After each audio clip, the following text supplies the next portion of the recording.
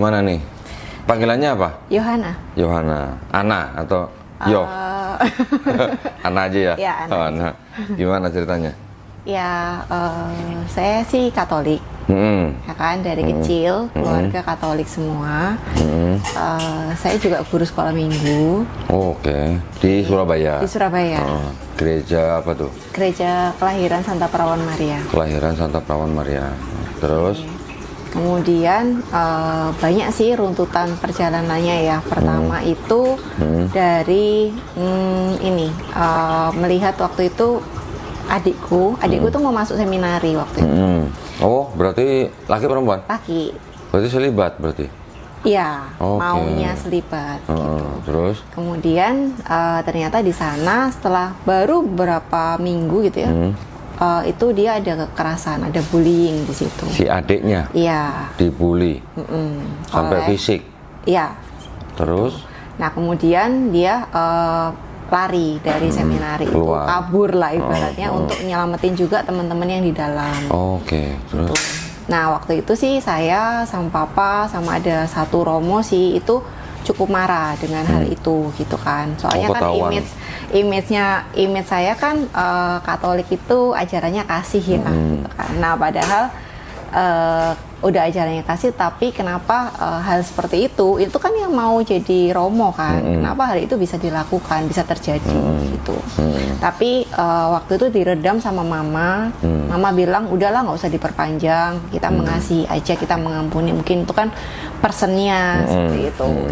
Itu sih. Nah dari situ ya udahlah, udah masih berjalan seperti biasa gitu kan. Tapi di hati saya itu mulai nggak enak gitu kan. Tapi adiknya tetap keluar dari seminari. Nggak balik Akhirnya lagi. dia SMA biasa. Oh, SMA. Kan itu waktu itu mau masuk SMA. Nah setelah itu banyak sih yang saya pikirkan juga menjadi pertanyaan-pertanyaan yang sebelumnya. Jadi kayak pengakuan dosa kenapa harus sama romo seperti itu.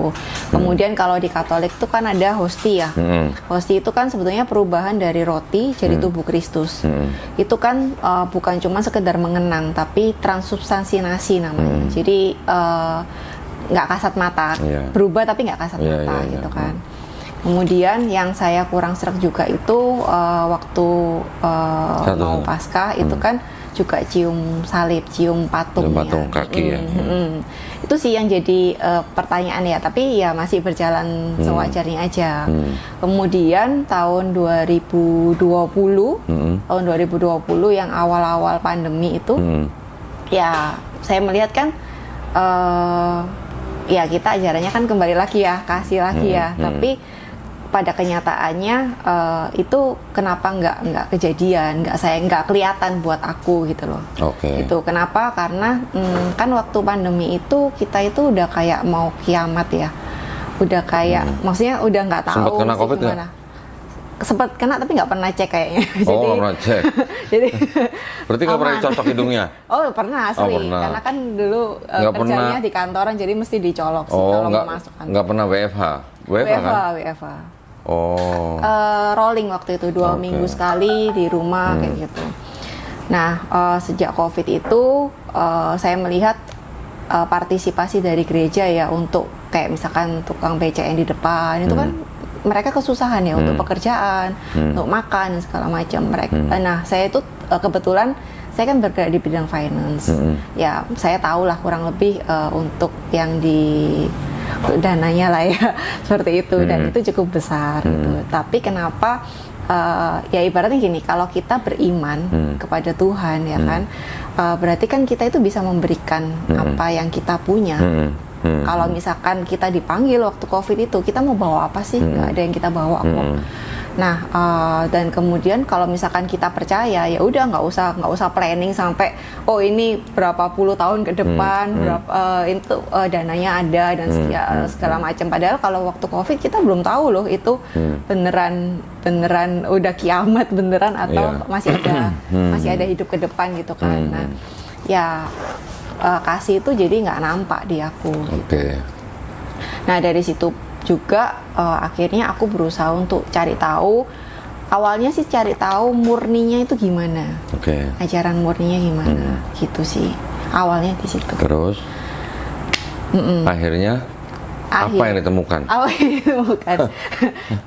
Awal perjalanannya itu kan aku dulu kerja di kantoran. Aku punya Perusahaan apa tuh? di perbankan. Bank apa? Ya aku punya teman waktu itu kita juga jadi apa ya, ada acara di gerejaku. Jadi pendana ya, jadi apa ya, kayak sponsorship gitu loh. Terus kemudian aku ngajak dia. Muslim dia, aku ngajak dia, tapi memang nggak di gereja kan, di acara-acara yang sekolah minggu aja biasa. Gitu. Nah, kemudian Katolik juga ada sekolah minggu ya? ada sekolah minggu. Ada sekolah minggu. Terus acara apa tuh? Sponsor apa tuh dia? Waktu itu acara anak-anak sih. Acara anak-anak. Kayak Bible, aku lupa acaranya apa. Gitu. Terus? Kemudian dari situ ya aku sih berusaha untuk memperkenalkan ya. Waktu itu masih positif, memperkenalkan Yesus itu adalah juru selamat gitu kan. Yesus itu kristenisasi maksudnya. Enggak sih, memperkenalkan aja. Iya. Memperkenalkan. Ada yang ketawa tuh di belakang. Sekarang anak cerita apa adanya aja. Nanti sebelum misalnya mau ditayangkan, sebelum ditayangkan pun saya nggak akan langsung tayangkan. Saya kirim dulu ke Ana tonton dulu. Menit berapa yang ya ini nggak, jangan, ini jangan. Itu bisa, tenang aja. Jadi kalau mau ngomong jangan sebutin nggak ya? Malah nggak enak. Udah sebutin aja. Nanti kira-kira apa nggak pantas diomongin, potong gitu aja, tenang aja. Saya nggak mau, jangan sampai tamu yang di sini gara-gara direkam malah mendapat kesulitan. Saya nggak mau gitu. Jadi kita harus benar-benar menghargai privasi tamu, narasumber, ya. Jadi tenang aja, cerita aja padanya.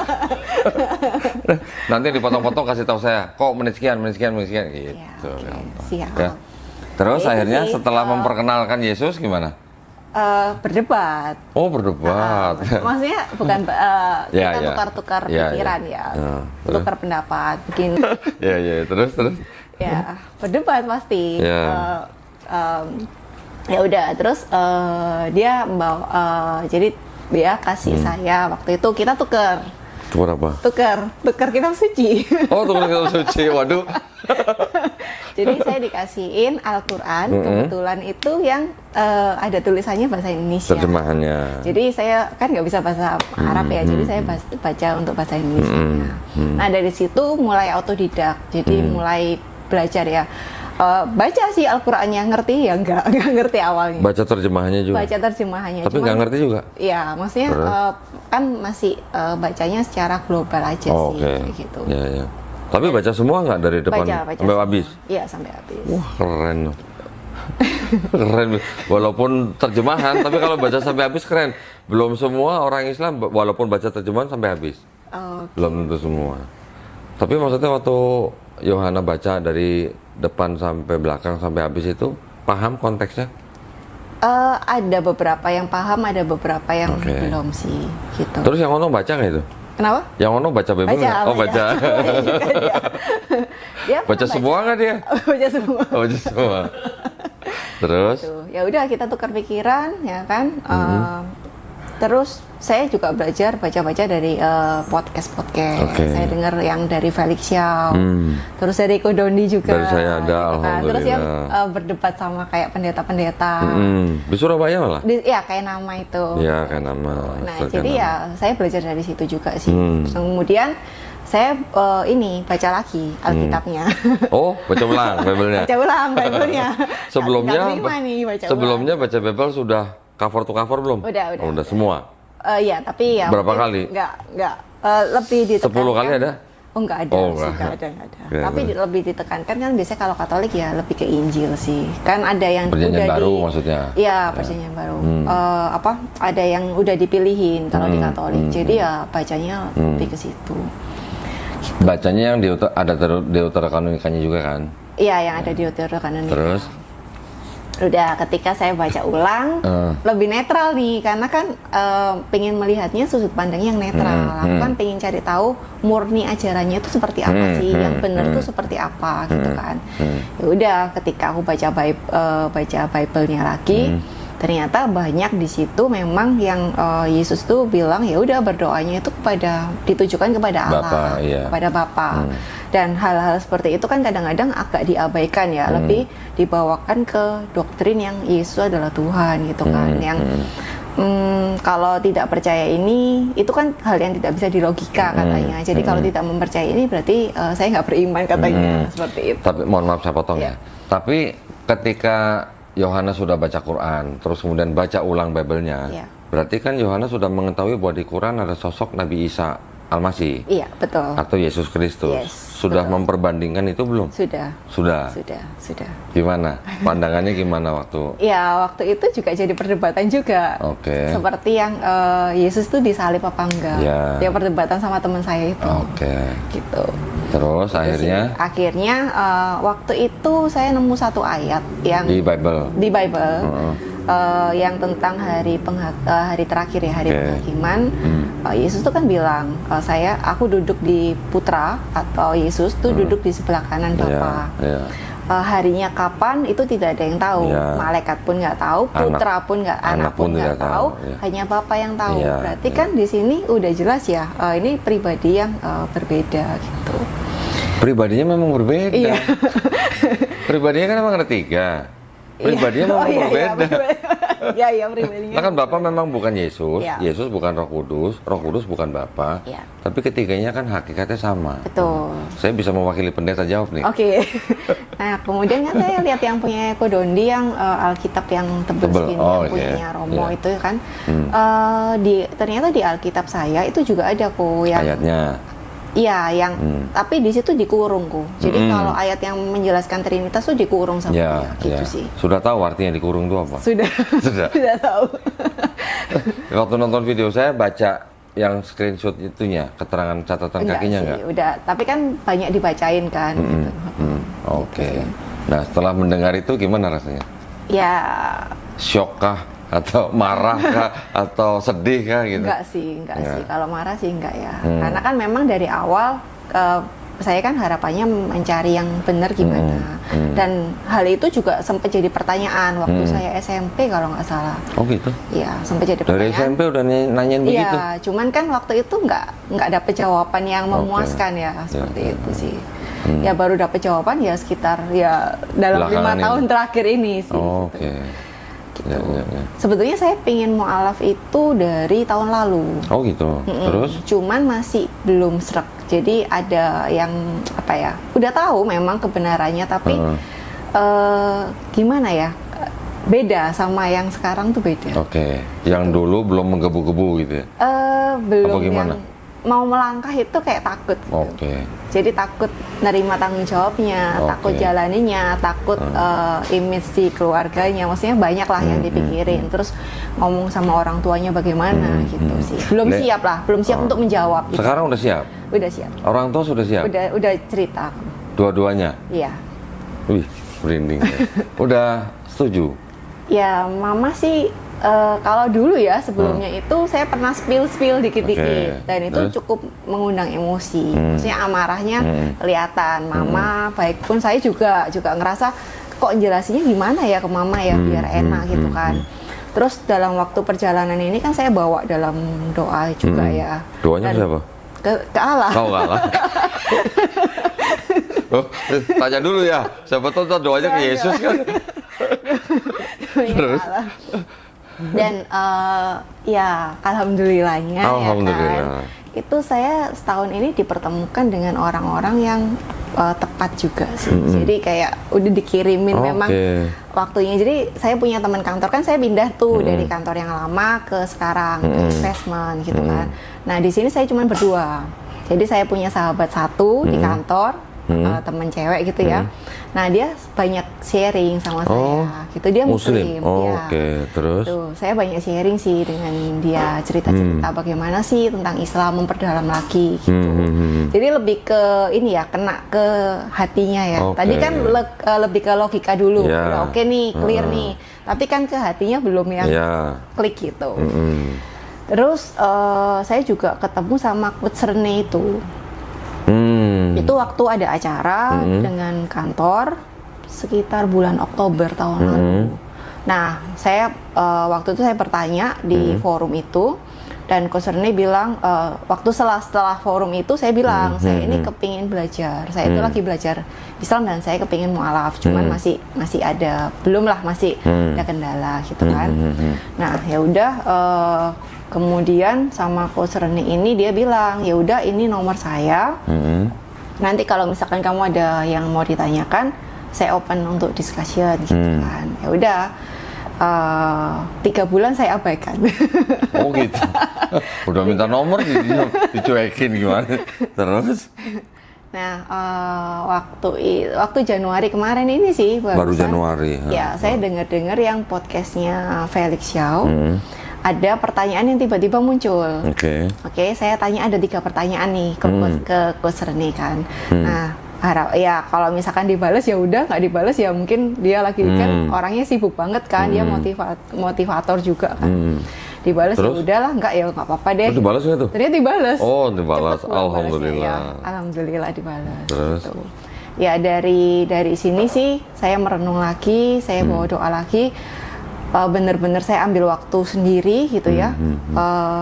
Saya tenang dan ternyata ada rasa yang saya ngakui, ini loh Allah, ini dosa-dosa aku yang dulu gitu kan, apa yang aku udah lakukan gitu kan, terus kepahitan-kepahitan yang aku alami seperti ini, dan alhamdulillahnya kayak kerasa tenang, kayak kerasa damai gitu sih. Nah itu yang bikin klik banget. Jadi ya kalau Allah udah membalikan itu kayak tek gitu aja sih. Walaupun mungkin prosesnya lama ya. Itu kurang lebih 5 tahun ya? 5 tahun. Wih, lama juga. Dan waktu itu setelah mau saingan sama saya berarti. Saya 7 tahun.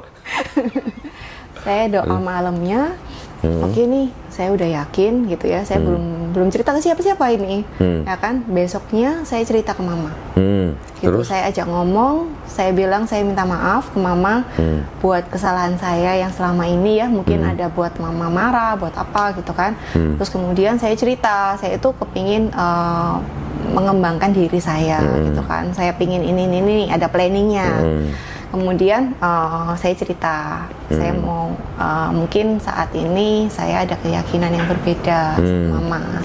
Gitu, saya cerita latar belakangnya seperti apa, alasannya seperti apa, dan ini loh yang saya rasakan, kedamaian ini, ketenangan ini yang saya rasakan, dan itu mama diem aja sih, nggak ada yang marah sedikit, nggak nangis juga, jadi Papa? Kayak Papa lebih tenang sih kalau Papa lebih tenang. Kalau Papa ya lebih slow dia. Lebih Mama tenang sih yang lebih, Mama kan lebih apa ya? Iya. Lebih itulah. Nggak, lebih tenang sama lebih cuek beda tipis loh. Ya lebih cuek. Lebih cuek.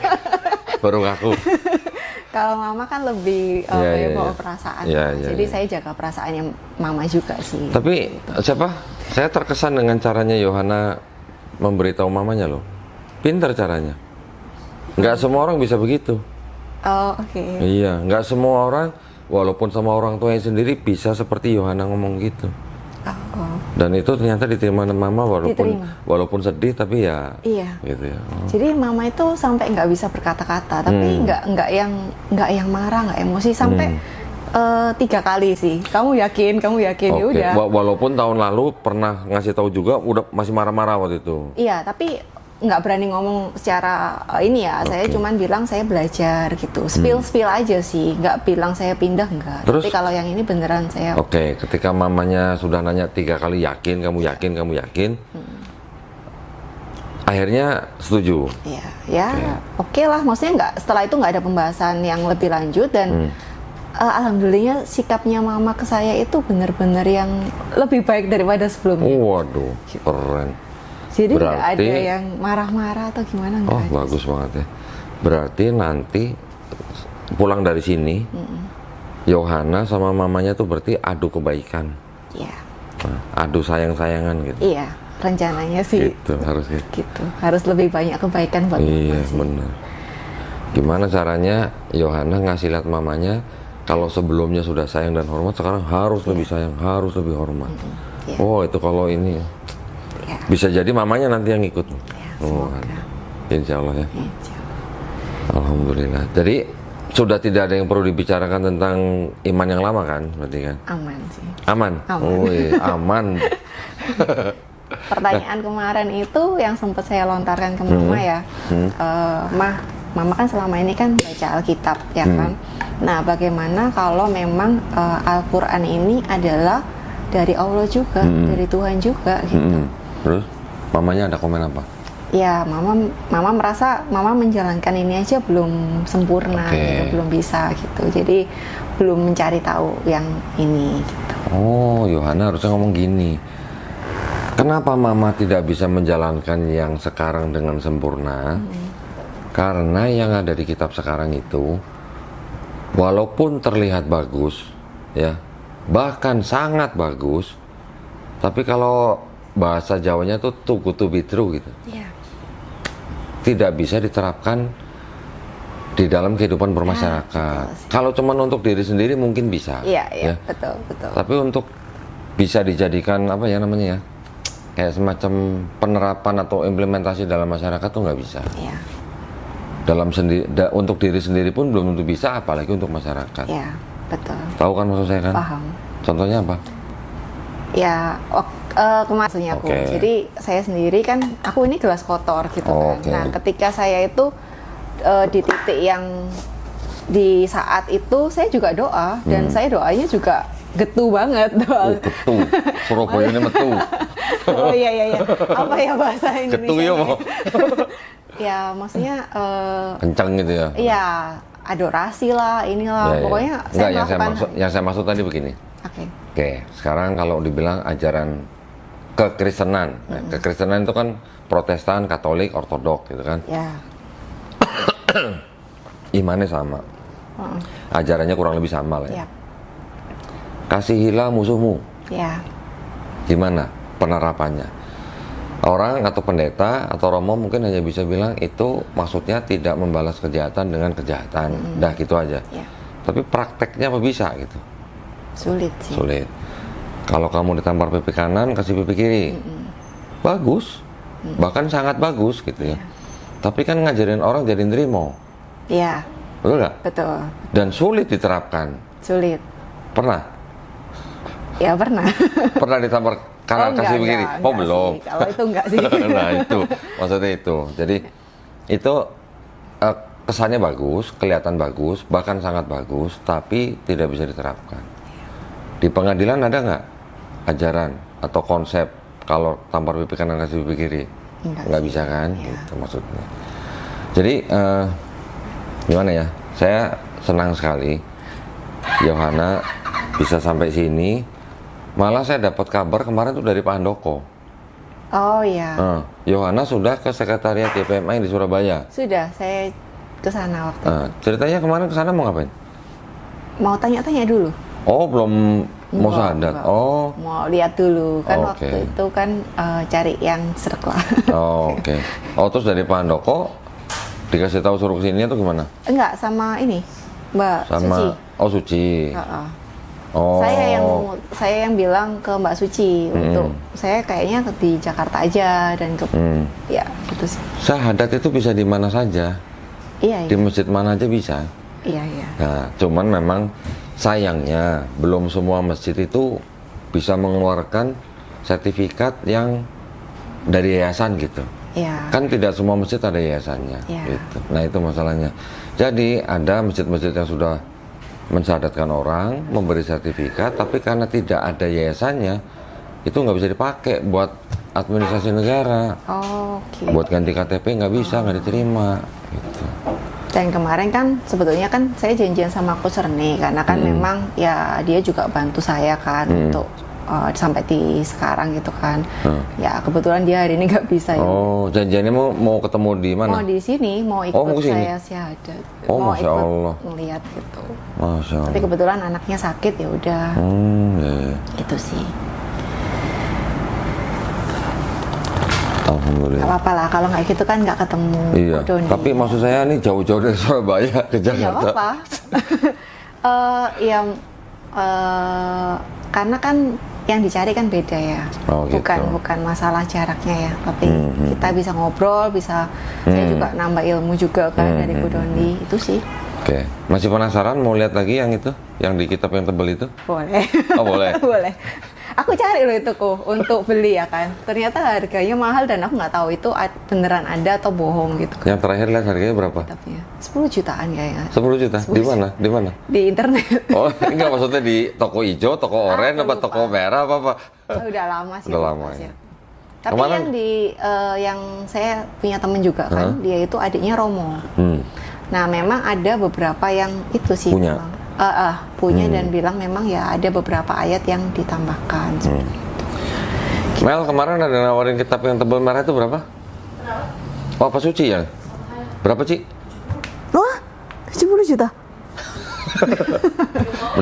mending buat ini ya, mending buat beli apa? Mobil ya? 70 juta. Udah dimainin pasti kalau kayak Iya. Tapi ada kok di Bible yang biasa aja, ada kurungnya sih memang. Ada. Kurung. Yang di TB2 sekarang juga ada tanda kurungnya, okay. Tapi nggak ada keterangannya. Nggak ada keterangannya. Tapi... Sekarang nggak usah beli itu, di Android ada. Oh iya, ada kurungnya. Kemarin aku juga lihat. Enggak, ada aplikasi Android yang punya catatan kaki sama dengan yang di kitab merah itu. Oke. Kalau mau install nama